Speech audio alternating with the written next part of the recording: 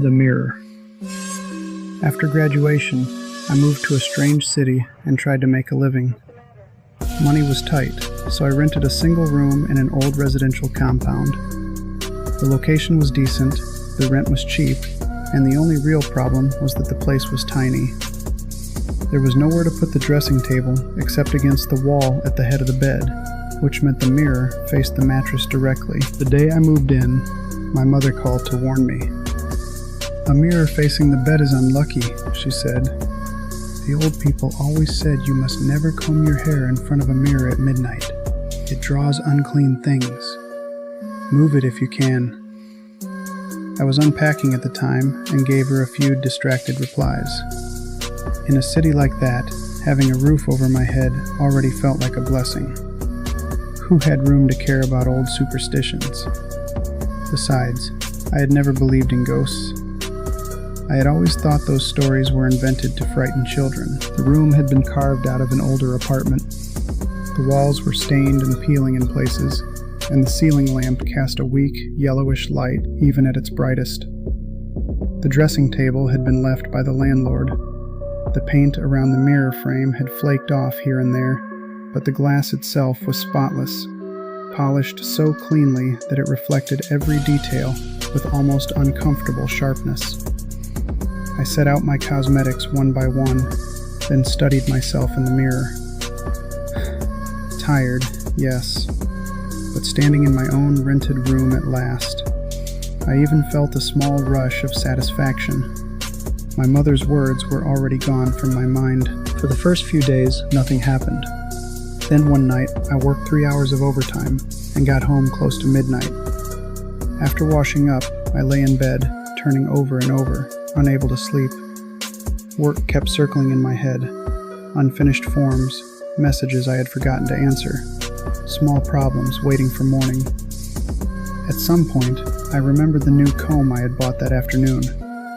On a whim, I sat up, reached for it, and began combing my hair in front of the mirror. The room was very still. The only sound was the soft scrape of the comb through my hair. I looked at myself in the glass. My eyes were heavy. My hair was a little tangled from the long day. I combed slowly at first, half dreaming, until the strange unease began to gather under my skin. Something was wrong. The reflection was moving just a little too late. When I raised my hand to comb the left side of my hair, the woman in the mirror was still combing the right. When I switched to the right, she only then drifted toward the left, slowly, as if reluctant to follow. I rubbed my eyes. "I'm exhausted," I told myself. "That's all. I'm seeing things." But when I picked up the comb again, the feeling grew stronger. I deliberately moved faster, dragging the comb through my hair in quick strokes. The woman in the mirror did not hurry. She remained slow and languid, copying me and defying me at the same time, as though she were amusing herself. Cold prickled along my spine. I stopped. The reflection stopped too. Then her mouth began to change. The corners lifted, inch by inch, into a smile I had never worn. It was stiff, cold, horribly wide. At the same time, her eyes darkened. The whites disappeared first, swallowed by black, until both eyes became two empty holes staring straight into mine. I screamed. The comb fell from my hand and struck the floor. I twisted toward the bedside switch and slapped it again and again, but the lamp would not turn on. The room stayed black. Only the mirror caught a thin sheet of moonlight from the window, pale and unnatural. Slowly, stiff with terror, I looked back.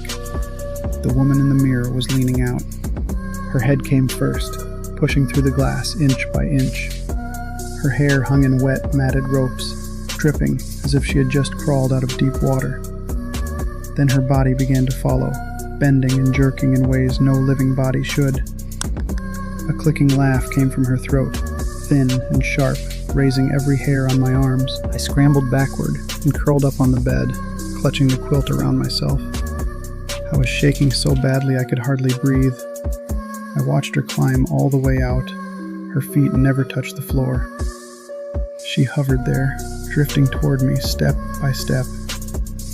The closer she came, the colder the air became. I smelled damp cloth, mildew, and the faint sour reek of stagnant water. Her hand reached for my face. Just before those icy fingers touched me, a rooster crowed outside the window. The sound split the night open. The shadow before me turned transparent in an instant. Then, with a sudden rush, it was dragged backward into the mirror and vanished. A moment later, the bedside lamp snapped on by itself. I sat there, drenched in cold sweat. At dawn, with dark circles under my eyes, I went straight to the landlord and told him I wanted to move out. He noticed my expression and kept asking what had happened. At last, I told him everything. His face changed as he listened. For a long while, he said nothing. Then he sighed.